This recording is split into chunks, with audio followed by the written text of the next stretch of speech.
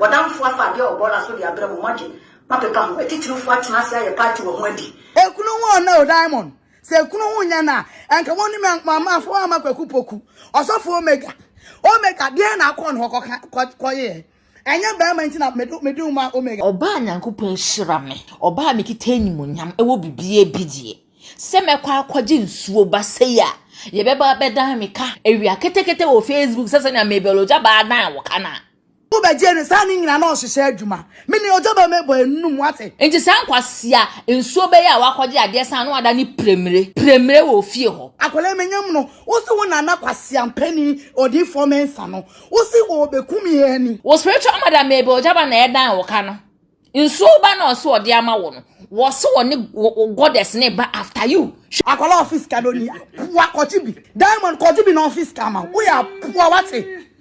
We do gentry kwasi abasage ebusia se Ghana bedwo de enyanju ye fise de bia da ye benyam panyimfu a mo beba be sepe wo mo ho ene sesi a the latest beef between Diamond Appiah and Naana Brown and Appiah bia ne din edi mebe Ogyaba ama sesi a the prophet Ogyaba nso ho nenam nsem ni mu enya sem kitwa aha let's talk GH rumors and any first time up into a video Mr. say over subscribe ama me no click on notification bell so there be a latest update about sabit me aka ma follow your Facebook as Let's Talk GH rumors and a TikTok also as Let's Talk GH. Now watch the video I'm a for comment be a one na we ja comment section ho e de amame na ebusia efi se Naana Brown enyim ye me say sa na ba ya wa woni ye fere obi afrem na man and na say ochina nyinse ne nya wodi ai na fiti nyinse ne so be fi so wo afra we die enjo woda se see the beef a trend ye between oni Diamond Appiah Naana Brown Diamond Appiah ana Appiah bia ne din edi mebe Ogyaba enya sem kitwa kwa sisi Diamond Appiah edi video bia ba eye mebe Ogyaba ghtrensemu atese chese spiritually no onu na se wo mpa ye di niam gu fom ema eye Naana Brown enya aba no chese na wo fra kura nsuo ba ne Diamond Appiah de chese video ni mu de esewani Nsuo ba maame braha Python mame, Diabolo mame. O spiritual mother may be Ogyaba won krato ma o. O spiritual mother may be Ogyaba. Nen krato na may be ba ma won. What's word neba? And now you're full moon on the 12th. And I am going to summon you with red and black candles. Now, no one I come on the country, I will summon you. I feel the man who says, I'm home for sword the mamma. I feel the man who says, I'm no more summon. And you judge the man. But I'm for Fabio or Bola so the Abraham Margin. Mapeka, a teacher for Atnasia, a party of Wendy. I'm talking in parable. Me some moment na Facebook me di matem me gume di masi enya masem. Until send me baby. Me say time I must share. Se me do Ghana ya. I will still speak on live WhatsApp video camera to the goddess and I plead. Na mamre bi o bi amaye na me yewia. Da wo be hu se me na ye sigana. I just saw Papa me kumi. Back one walk out and person my boat, sister. Some whom went to Quaffy Moati. Whom went to Pana Yakum. Maybe Mamma Clew. Mutim Pona, yes, and the Shadia, the Abana make Casana Mutimi. Munchio, that's a one chiam. May say the goddess will come after you.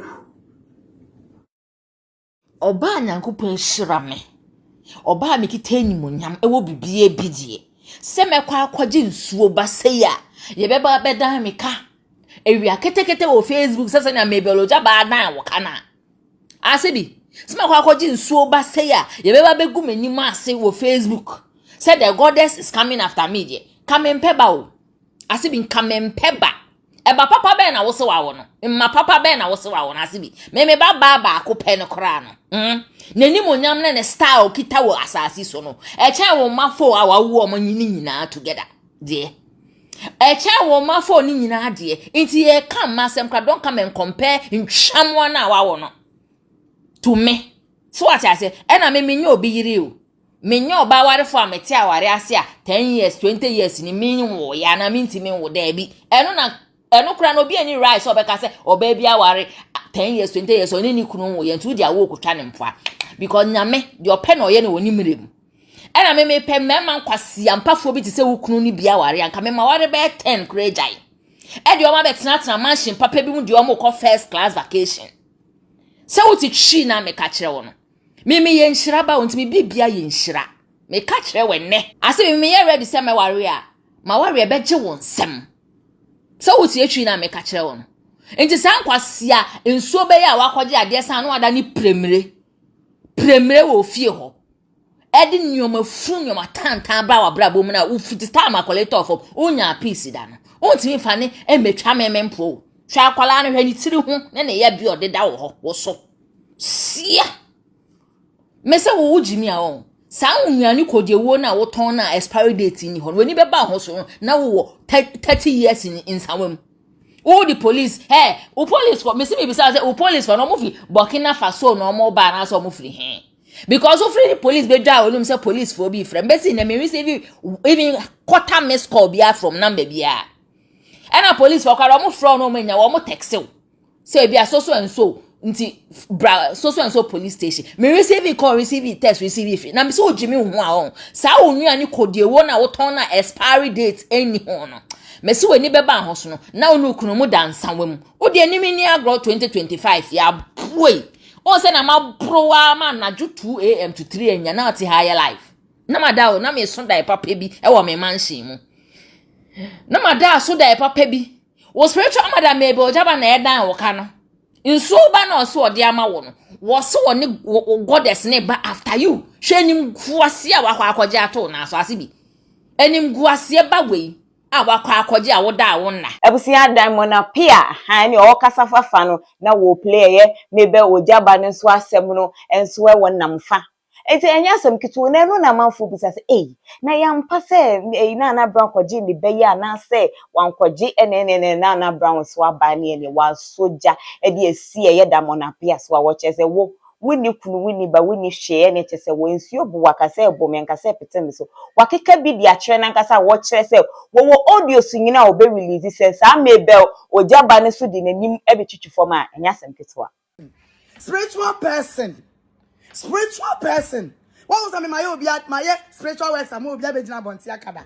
Kwasi osori a na me yesunsun yon na me ye enti me be wan na eti asamwa video mu na me beti Ogyaba mebel because me hu ade no obegina wa na Naana me dia gu fam kwa no tum unim ade ayeye kama tum me kas madam enye nkwa na bompa ya mame nipa bebre bompa mame mama ye friend say Sarah Sam bompa ya mame mama Emily nipa bebre ma Dora mo bebre bompa ya mame enu ntimi sraw me so meti wo me ye makwankyere enti ma ye na ade me ye ma na asif say wonkwa na wo ye bibi wo beje ne sa ni nyina na ohyehyɛ adwuma me ni Ogyaba mebo enum wate Offer me audio bimra na Ogyaba ho nkomo na onim di ye ene Ogyaba audio ina me so meto akum audio ben me kan sa na me so audio ben na me ne wo audio ben na me ni Ogyaba mebel secret ben na me ne wo ma be dey ne wo matimi wo enough is enough me pe kwasiasem dan wona people di me ho agura wo